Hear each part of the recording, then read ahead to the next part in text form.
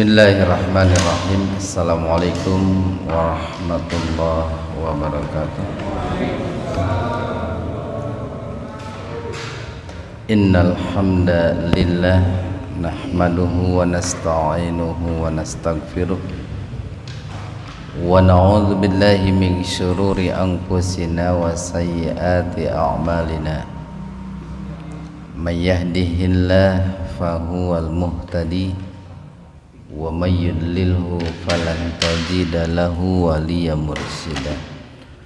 Asyhadu an la ilaha illallah wahdahu la syarikalah wa asyhadu anna Muhammadan abduhu wa rasuluh, amma ba'd. Hadirin ikhwatul iman, jemaah Majlis Tafsir Illiyin yang mudah-mudahan senantiasa diberikan hidayah dan ampunan Allah Subhanahu wa taala. Kajian tafsir di Majlis Tafsir Illiyin pada kesempatan subuh ini membahas surat Ali Imran ayat 179, halaman 73. Ali Imran ayat 179. Untuk sementara pembahasan tajwidnya kita lewat dulu. Di Ali Imran ayat 179 ini Allah Subhanahu wa taala berfirman, makana. Ini ada dua kata, Pak. Pertama ma, kemudian kana. Maknya itu mak nafi, ini meniadakan itu. Di makana tidak mungkin atau tidak akan. Allah liyadzaro, ya. Liyadzaro itu bisa meninggalkan, ya. Bisa juga menelantarkan, atau bisa juga mengabaikan, membiarkan, ya. Jadi makanallahu liyadzaro, Allah itu tidak akan menelantarkan, Allah itu tidak akan membiarkan. Tidak mungkin Allah itu membiarkan siapa? Al-mu'minina, orang-orang mukmin, ala ma antum alaih. Ini kalau dipisah-pisah agak susah menerjemahkan ini. Jadi ala ma antum alaih, dalam kondisi keadaan seperti sekarang ini. Nah, ini kalau kita lihat, ya, asbabun nuzul, ya, sebab-sebab turunnya ayat ini, bahwa ketika umat Islam itu berada di Madinah, saat itu mereka dengan orang-orang munafik itu bercampur, ya Pak. Jadi umat Islam dengan orang-orang yang dalam hatinya terjangkit kemunafikan itu berbaurlah, bercampur. Dan itu dalam berbagai momen gitu, termasuk dalam peperangan seperti dalam perang Uhud itu. Tempo hari pernah kita sampaikan gitu. Jadi waktu perang Uhud itu kan awalnya diberangkatkan 1000 orang pasukan, tapi kemudian di perjalanan mundur 300 orang, yaitu orang-orang munafik. Dan yang berangkat ke medan Uhud kan 700 orang. Nah, makanya di sini Allah mengatakan Allah itu tidak akan mungkin membiarkan orang-orang beriman terus-menerus dalam kondisi keadaan seperti ini. hatta sehingga yamiza mumayyiz. Kan ada orang itu fase di mana dia itu memasuki fase mumayyiz.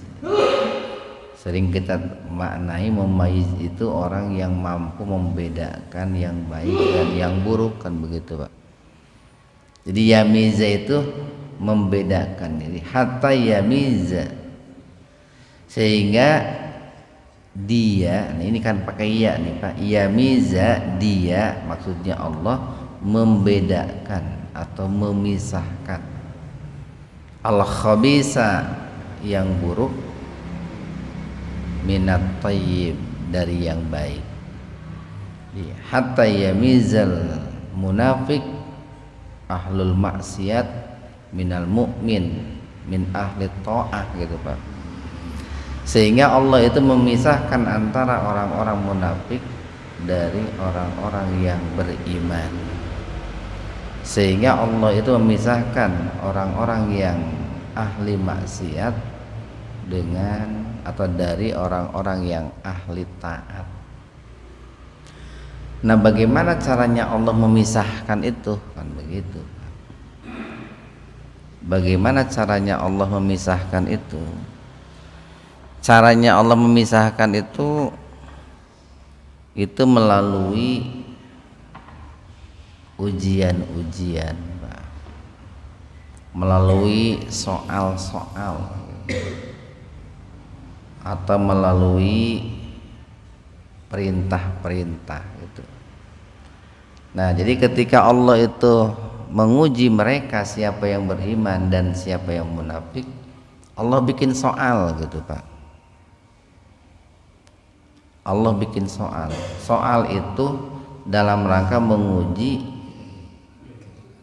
siapa orang yang beriman dan siapa orang yang munafik.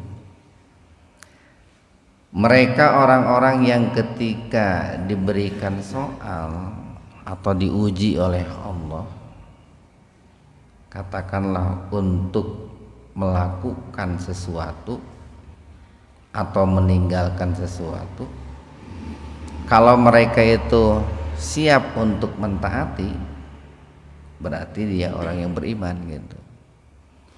Kalau dia tidak siap untuk mentaati atau menolak, berarti dia orang munafik. Jadi cara membedakan mana orang yang beriman dan munafik itu harus dibikin ini instrumen-instrumen Pak. Harus dibikin, bisa ucapan bisa tindakan Pak, soalnya itu. Nah, itu nanti melalui jawaban yang dikemukakan oleh seseorang itu akan kelihatan apakah dia itu khabis, orang yang buruk, atau thayyib, orang yang baik gitu. Jadi di sini Allah menyebutnya dengan istilah al-khabis dan at-thayyib.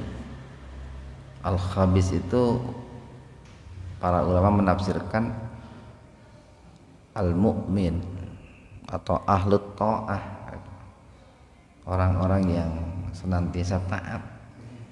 Al-khabis itu adalah al-munafik gitu, atau ahlul maksiat. Sementara at-thayyib adalah al-mu'min atau ahlut ta'ah. Makanya kita sering mengatakan begini, bahwa yang namanya ujian bagi orang yang beriman itu dalam rangka menaikkan peringkat keimanannya gitu. Atau kita sering mengatakan bahwa semakin tinggi, semakin kuat keimanan seseorang, maka ujiannya akan semakin berat gitu. Terus itu Allah itu menguji, dan orang yang beriman itu semakin diuji akan semakin dekat dengan Allah Subhanahu wa taala. Sebaliknya orang-orang munafik ketika mereka diuji, akan nampak kemunafikannya. Semakin berat ujiannya, semakin nampak juga kemunafikannya. Dan sebetulnya hal-hal seperti ini kan hal-hal yang sangat mudah untuk dicerna oleh nalar kita, oleh akal kita. Kalau dalam bahasa kita begini, bahwa yang namanya ujian ya, atau soal dalam ujian itu dalam rangka melihat siapa yang terbaik dari yang baik gitu, atau lebih kasarnya itu siapa yang baik dari yang buruk. Nah itu kan begitu. Itu kan harus ada ujian-ujian, harus ada soal-soal itu. Nggak bisa kita mengatakan si A itu baik sementara kita belum memberikan instrumen berupa soal.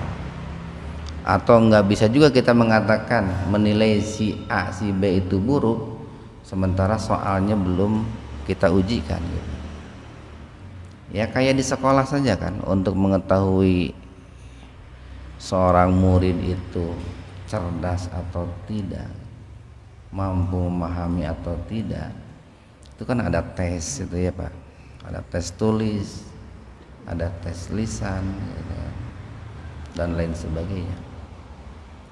Nilainya pun kan macam-macam nanti, ada nilai harian, mingguan, ada nilai formatif, sumatif, dan lain sebagainya. Nah kita lanjutkan. Wama dan tidak pula, wa makana dan tidak akan, Allahu Allah itu liyut liakum. Tola'a itu kan tola'a. Kita sering mendengar barangkali ada nasid tola al badru alaina.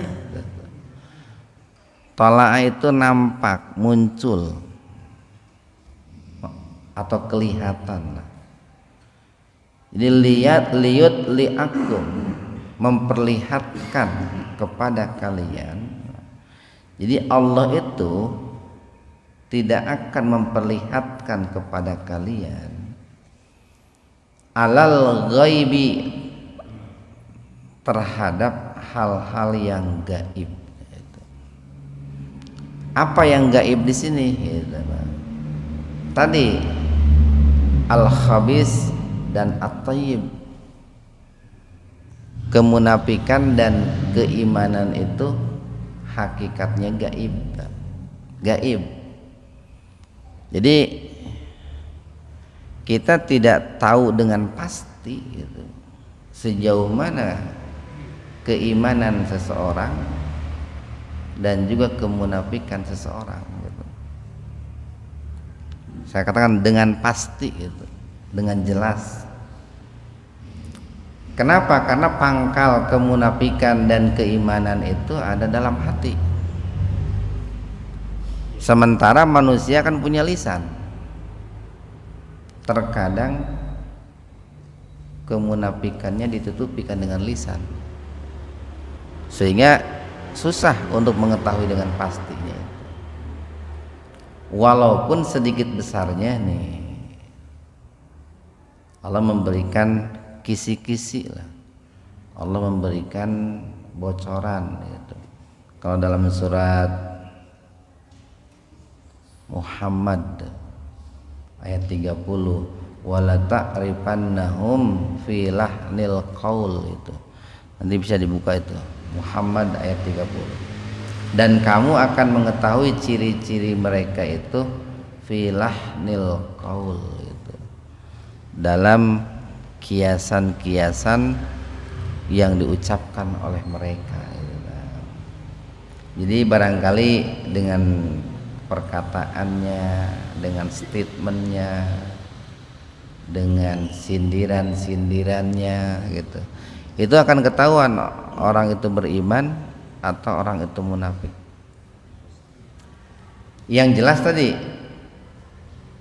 pada dasarnya keimanan dan kemunafikan itu adalah sesuatu yang tersembunyi, gaib. Karena pangkal keimanan dan kemunafikan itu adanya dalam hati. Cuman tanda-tandanya biasanya nampak sedikit dari daun manusia. Daun manusia yang paling utama itu kan mulut. Mulut itu bisa menampakkan keimanan dan kemunafikan. Tapi mulut juga bisa menutupi kemunafikan dengan keimanan. Orang munafik bisa menutup, mulut orang munafik bisa menutupi kemunafikan. Walakin akan tetapi Allah. Nah ini Pak bedanya nih.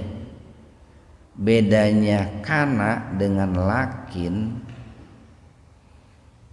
Kalau setelah kana itu harus marfu,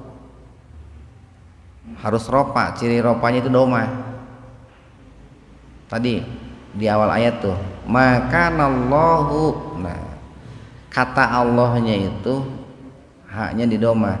Kenapa? Karena ada kana. Itu ada pembahasan kana wa ahwatuha. Kana dan saudara-saudaranya. Jadi cukup banyak kata yang punya kerja ya, berfungsi seperti kana.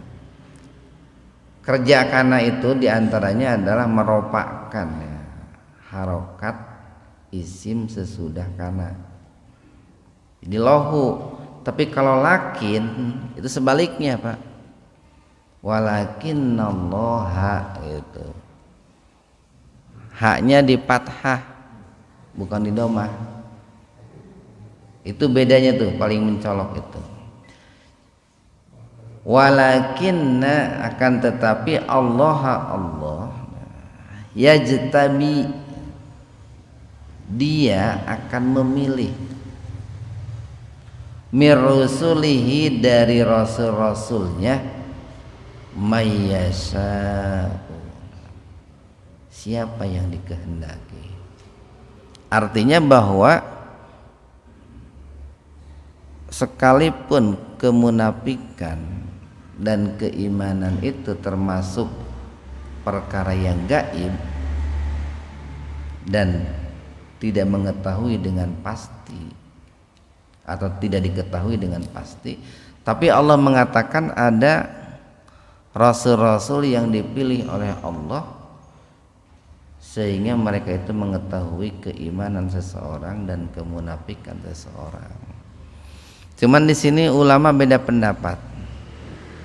Kalimat ini ada ulama yang mengatakan bahwa ini dikhususkan untuk para rasul dalam arti rasul secara ini Pak. Bukan rasul secara umum tapi rasul secara khusus. Kalau rasul secara umum Pak, ini jangan salah dipahami nih. Kalau rasul secara umum itu kan maknanya luas. Kita sering sampaikan malaikat itu rasul, utusan Allah. Angin itu terkadang rasul. Hujan itu terkadang rasul, utusan Allah. Uban pun kan rasul, utusan Allah. Atau orang yang datang kepada kita nih Pak, datang kepada kita lalu menasehati kita, itu pun utusan Allah. Bahkan bisa jadi orang yang datang meminta-minta ke hadapan kita, itu pun Allah ingin utusan Allah. Allah ingin menguji sejauh mana keimanan kita. Itu kalau secara umum. Nah, ada yang menafsirkan bahwa rasul di sini adalah sifatnya umum. Artinya siapapun orang yang memiliki ciri-ciri atau kriteria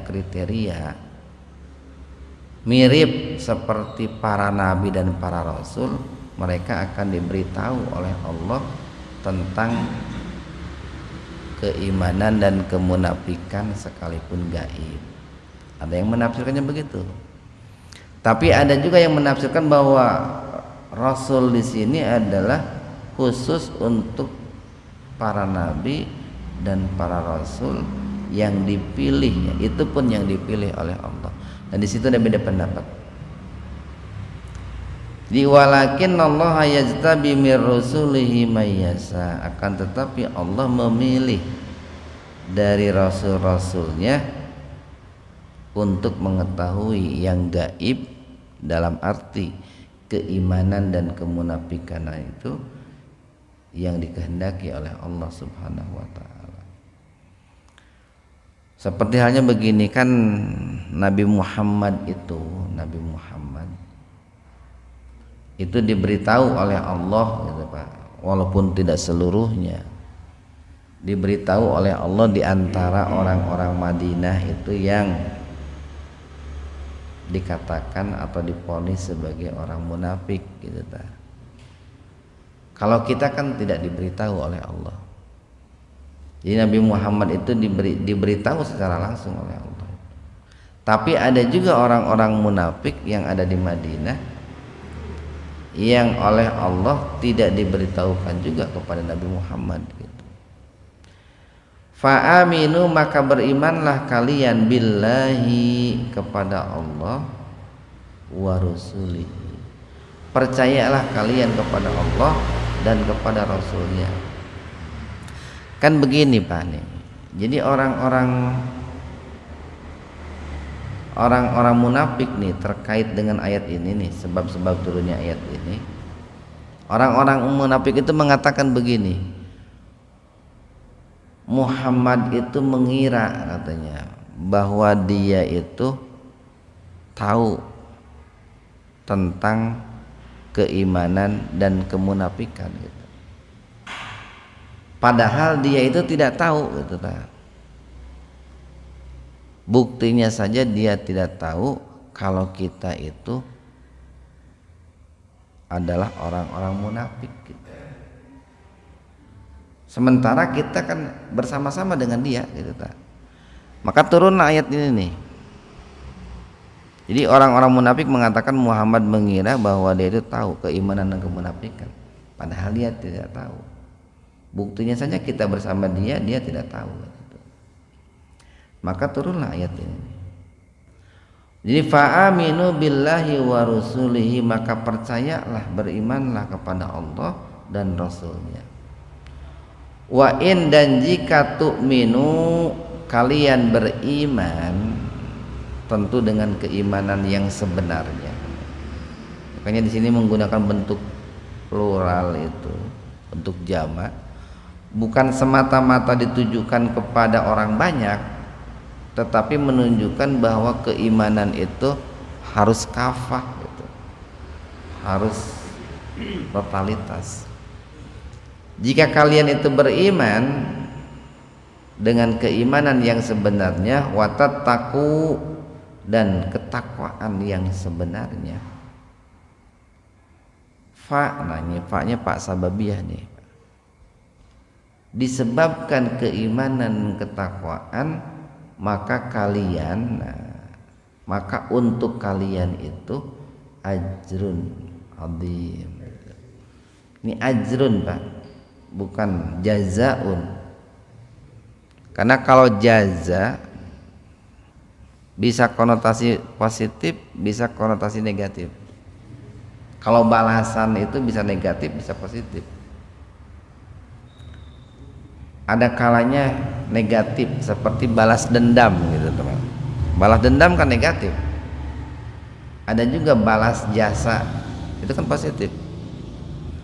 Tapi kalau ajrun itu sudah pasti positif, kesannya positif. Uzroh itu, ujroh, difalakum ajrun adim, disebabkan keimanan dan ketakwaan itu, maka untuk kalian itu adalah imbalan yang sangat besar. Ini adim, ini sigah mubalaghah, ungkapan yang menggunakan ungkapan sangat Pak. Cirinya ada ya, adim, nah itu menunjukkan sangat besar, sangat agung. Satu ayat lagi nih, wala, dan janganlah yahsabanna, mengira, menyangka, siapa alladzina, orang-orang yang yabkhaluna, bakhil, pelit. Tapi berbeda dengan kikir Pak. Kalau bakhil itu menahan hak orang lain yang ada pada dirinya. Itu bakhil. Orang lain itu punya hak dalam diri kita, lalu kita tidak memberikan hak itu bakhil. Orang miskin punya hak dalam harta kita. Anak yatim punya hak dalam harta kita. Kalau tidak kita keluarkan itu bakhil. Kalau kikir itu lebih berat lagi, yaitu mengambil hak orang lain yang ada pada diri orang lain gitu. Itu lebih parah lagi. Jadi bukan pada dirinya, tapi pada orang lain. Hak orang lain yang ada pada orang lain tidak diberikan. Itu kikir. Quran terjemah ini bahkan di sini diartikan kikir sendiri. Ya, sebetulnya antara kikir, kalau dalam Al-Quran itu as-suhu. As-suhu itu kikir. Kalau al-bukhlu itu bakhil. Tapi dua-duanya ya sifat orang munafik, Pak. Kalau dalam hadis itu kan dikatakan bahwa orang yang kikir itu lebih menakutkan dibanding dengan serigala yang lapar. Karena orang yang kikir itu bukan hanya mengambil hak orang lain yang ada pada dirinya, tapi yang ada pada orang lain pun diambil. Seperti begini, orang miskin punya hak pada harta yang ada di Papi Toyo. Lalu oleh orang kikir itu diambil juga ke Papi Toyo gitu. Itu tuh buat si anak yatim itu kesinikan saja ke saya kan gitu. Jadi dia ngasih ke fakir miskin tidak, malah yang ada di Papi Toyo pun diambil. Itu kikir. Jadi janganlah kalian mengira kalian di sini adalah orang-orang yang bakhil. Bakhil itu ini menahan, Pak. Asal kata bakhil itu menahan. Menahan hak orang lain atau tidak mengeluarkan, tidak memberikan hak orang lain. Jadi janganlah orang-orang yang bakhil itu mengira bima atahumullahu min fadlih. Nah, janganlah orang-orang yang bakhil yang tidak mengeluarkan bima terhadap apa atahum yang Allah berikan kepada mereka, atahum yang diberikan kepada mereka Allah oleh Allah min fadlihi dari karunia-Nya, huwa dia khairan lebih baik lahum bagi mereka. Jadi janganlah orang-orang yang bakhil yang menahan hak orang lain, yang tidak memberikan hak orang lain yang ada pada dirinya, itu baik bagi mereka. Di sini Allah menyambung, Pak, menyambung pembicaraan kemunafikan dengan bakhil. Karena begini, salah satu karakter orang beriman itu adalah al-jud, dermawan, Pak. Salah satu karakter orang beriman itu suka berzakat, berinfak, bersedekah. Bahkan itu karakter yang paling melekat, Pak. Di Al-Quran itu orang beriman itu melekat dengan kedermawanan. Sementara tabiat orang-orang munafik sebaliknya. Kemunafikan itu dekat dengan kebahilan, dengan kekikiran. Makanya setelah Allah bicara kemunafikan dalam ayat 179, di ayat 80 Allah bicara tentang kebahilan gitu. Jadi kalau ditujukan begini, janganlah orang-orang munafik yang bahil,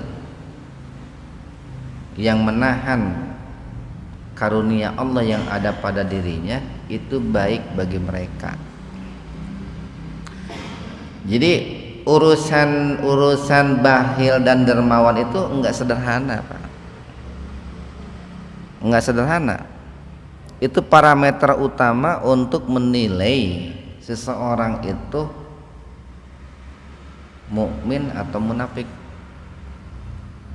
Makanya dengan kebijaksanaan Allah, karena infak dan bahil itu berkaitan dengan keimanan dan kemunafikan, yang namanya mengeluarkan harta itu ukurannya bukan besar atau kecil, ukurannya itu persentasi gitu, Pak. Persentasi. Sebab bisa jadi kalau ukurannya besar atau kecil, orang kaya dengan orang miskin akan kelihatan jauh beda.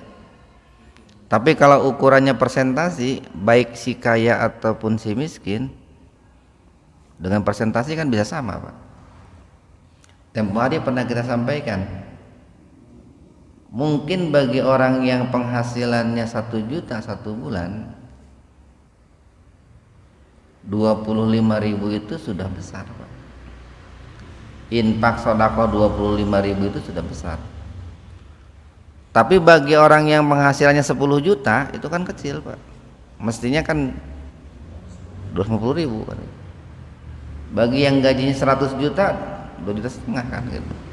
Itu kalau dengan persentase itu. Nah, makanya begini nih.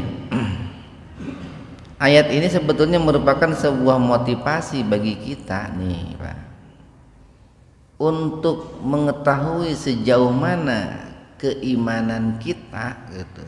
Tong teuing keimanan orang lain lah.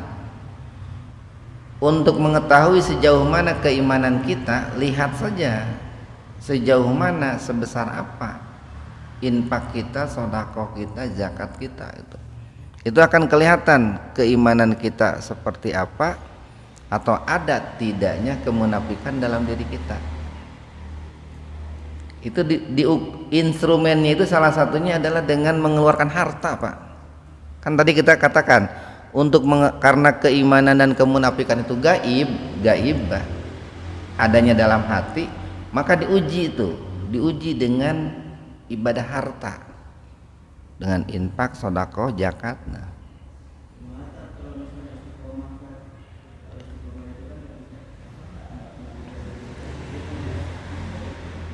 sedikit-sedikit gitu. Ya.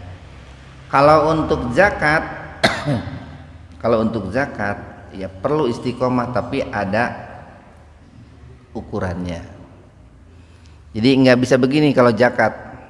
Umpamanya orang penghasilannya 10 juta sebulan. Zakatnya kan taruhlah 2.250.000. Nggak bisa dicicil 5.000 gitu. Nggak bisa. Tapi kalau untuk sedekah sunnah, yang dalam bahasa kita namanya sedekah atau infak, itu bisa dicicil, Pak. Bisa dicicil. Dan sangat baik kalau dilakukan dengan istiqomah.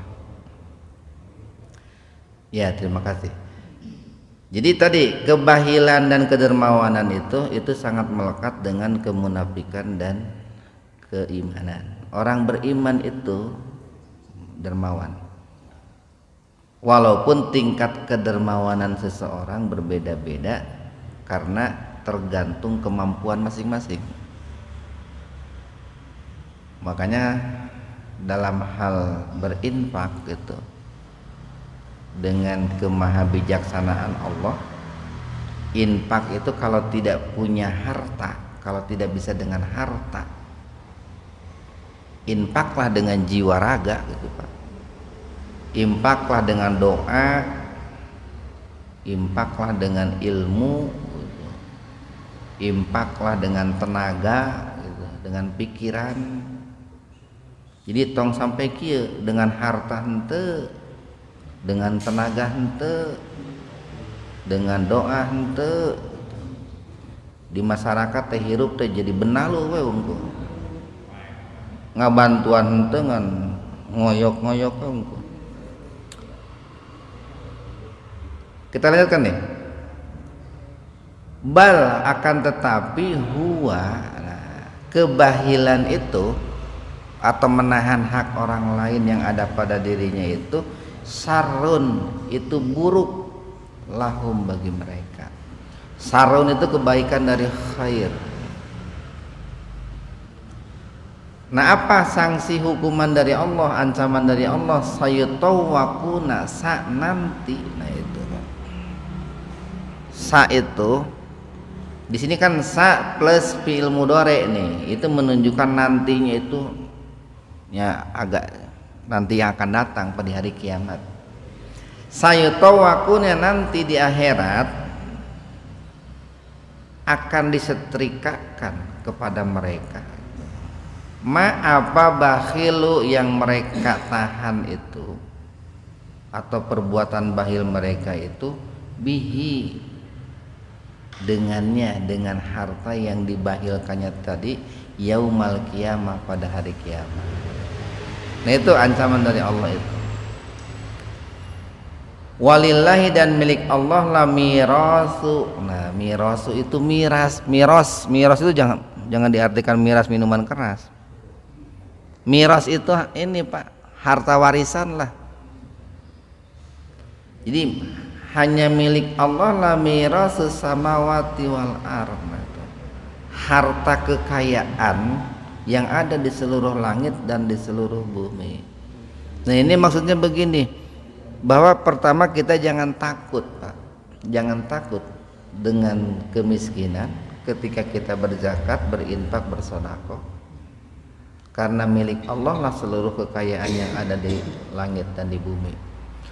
Kemudian yang kedua, ketika ada orang itu yang bakhil, tidak mau berinfak, berzakat, bersedekah, jangan mengira bahwa hartanya itu akan bertambah atau akan kekal. Kenapa? Karena kalau pemilik hartanya Allah itu mau mengambil, ya kapanpun kan bisa saja Bang. Karena itu kan milik Allah, mirasus samawati wal ardh. Kalau mau diambil ya kapan saja, dengan cara apa saja, tidak perlu minta izin kan begitu. Wallahu, dan Allah itu bima, dengan apa, ta'maluna, yang kalian kerjakan itu, khabir. Allah itu maha mengetahui.